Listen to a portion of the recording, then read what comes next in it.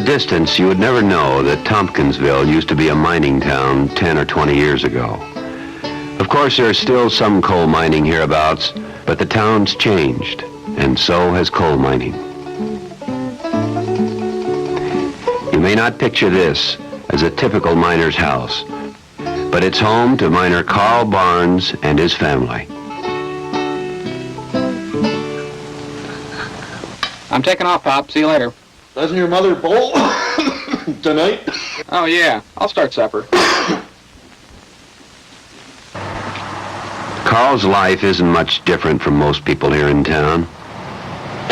Hey, Carl! Come on, let's go to work! All right. How come you're always on time? He works hard to support his family, pays his bills, worries about his taxes, his home, his kids, and tries to get some fun out of life. Hey there! Did you have a good weekend? What do you say? Go fishing like you thought you would? Yeah. If you visited the homes of most young miners in Tompkinsville, you'd soon get over the idea that mining's a vanishing way of life. Hey, Pete, is that his dinner bucket or yours? Second-generation coal miner Pete Bradovich remembers the stories and songs his father taught him, mostly about hard times in the mines. But when Pete looks at his own son, he hears a different song, a song about better times a-comin'.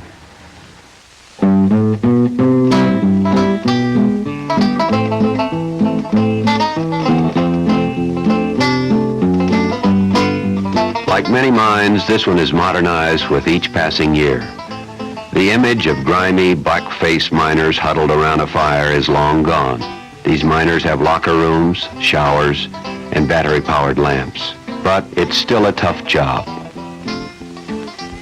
Miners have the same problems as the rest of us. Plus, mining techniques have improved, coal production is up, but more coal means more dust, and that can mean black lung. Miners learn to live with the fact and even laugh a little. Okay, you pay for it.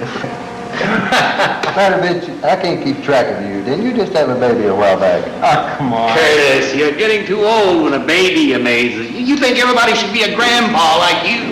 Well, where's my cigar? It's about 6 months late.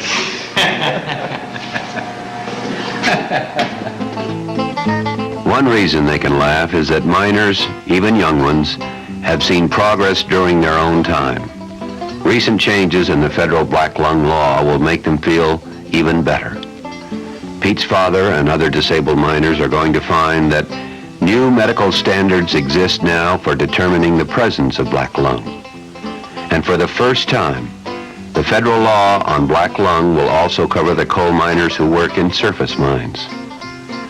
Miners today know that technology isn't the only thing in their lives that seems to be changing fast.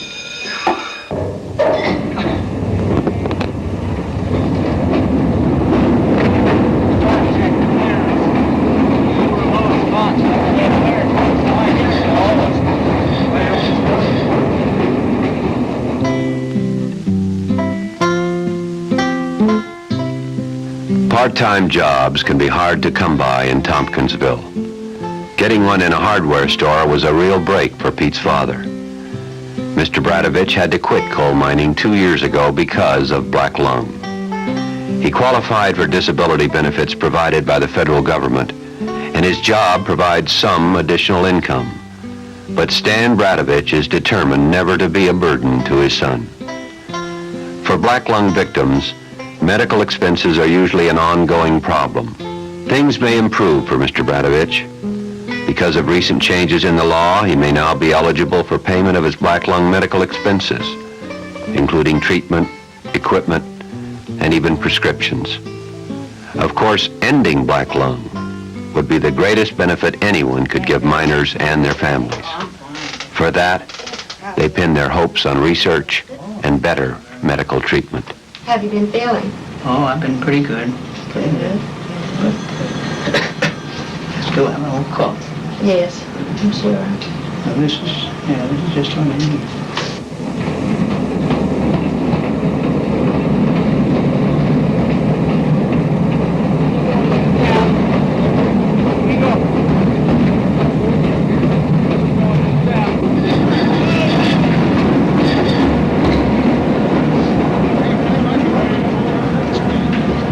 At the end of a tough day of work, when a man gets more than a little tired, perhaps it's only natural for him to start going over some of his worries.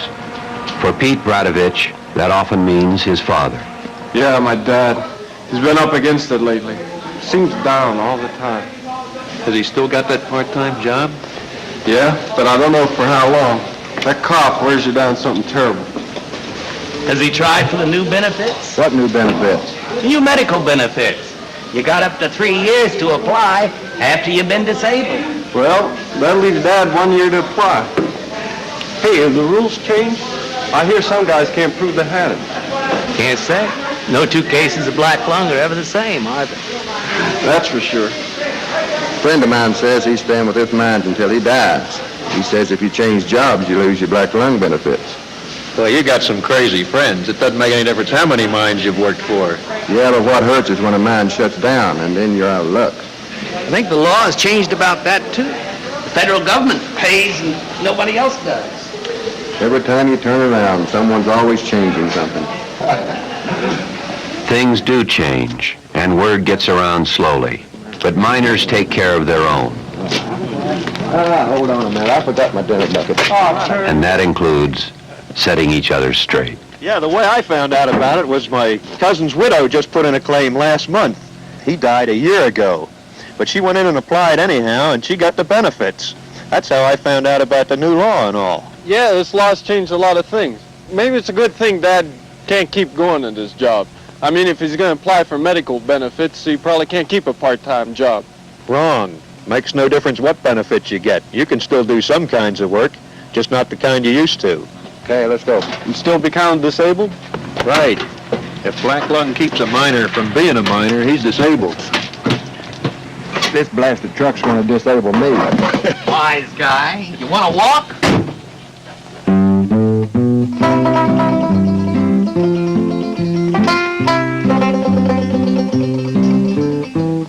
Life goes on for miners about the same as for the rest of us. And most of them will tell you it's getting better. They're not the complaining kind. But these men and their families don't kid themselves about the risk they face either. They know that black lung could always be down there waiting for any one of them. They know it's a terrible disease. It can make you old before your time. Stan Bradovich has known hard times, but he's also seen the mines change. He knows the mine operators, the unions, state and federal government are all working to make things better for miners and their families. New laws are part of it. Changes in the laws to make the rest of his life easier. In some ways, better times have already come, and Stan knows that his grandson will have them even better.